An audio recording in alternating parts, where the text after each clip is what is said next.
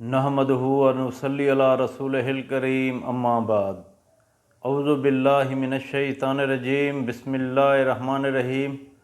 अस्सलामु अलैकुम व रहमतुल्लाहि व बरकातुहू। हमारा आज का मौजू है ख्वाब में फल देखना। अल्लामा इब्न सीरीन रहमतुल्लाह अलैह ने फरमाया है कि अगर कोई शख्स ख्वाब में देखे कि वो फल तोड़ता है, दलील है ख्वाब देखने वाला शख्स माल व दौलत जमा करेगा, कारोबार वसी होगा, इज़्ज़त में इजाफ़ा होगा। अगर कोई शख्स ख्वाब में देखे कि वो ख्वाब में तुर्श फल खाता है, तो दलील है ख्वाब देखने वाले शख्स को औलाद की तरफ से तकलीफ़ उठाना पड़ेगी। ऐसे शख्स को चाहिए कि वो सदका दे।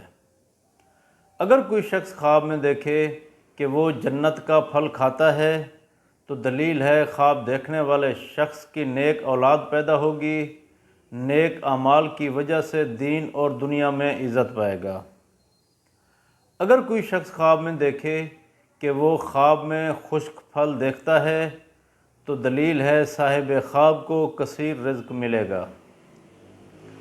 अगर कोई शख्स ख्वाब में देखे कि वो फलदार दरख्त देखता है, तो दलील है साहिब ख्वाब को दौलत और अख्तियार मिलेगा, कारोबार में तरक्की होगी, आराम पाएगा। अल्लामा इब्न सीरीन रहमतुल्लाह अलैह ने फरमाया है कि ख्वाब में फल देखना शादी है। अगर कोई शख्स ख्वाब में देखे कि वो फलदार दरख्त देखता है, तो दलील है साहिब ख्वाब को हर तरह की राहत और सुकून मिलेगा। अगर कोई शख्स ख्वाब में देखे कि वो मीठा फल खाता है या देखता है, तो दलील है ख्वाब देखने वाले शख्स के यहाँ खूबसूरत, अक्लमंद, खुशकिस्मत औलाद पैदा होगी। अगर कोई शख्स ख्वाब में देखे कि वो ख्वाब में कड़वा फल खाता है, तो दलील है साहिब ख्वाब को कारोबार में नुकसान मिलेगा या बदमिजाज औलाद पैदा होगी।